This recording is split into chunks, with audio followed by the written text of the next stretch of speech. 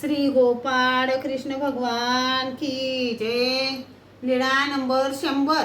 दायंबाचे शंख तुळशी लागण्याचे भविष्य। एके दिवशी सर्वज्ञ म्हणाले, भोजया, तुम्हाला शंख तुळशी लागतील असे तुमच्या भविष्यात आहे। ते गर्वाडतेने म्हणाले, हे काय जी, मला दायंबाला कशा शंख तुळशी लागतील? तेव्हा सर्वज्ञ म्हणाले, तर आम्ही खोटे बोलतो काय?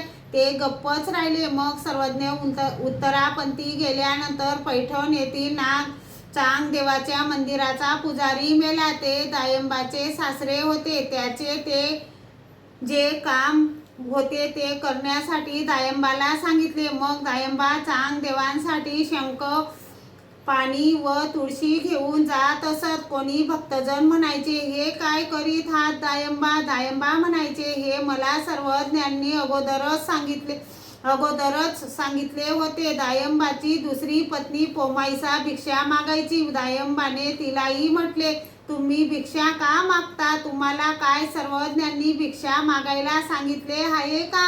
पोमाईसाने म्हटले, तर सर्वज्ञांनी सांगितले ते तुम्ही विसरून गेले काय? श्री गोपाळ कृष्ण भगवान की जय।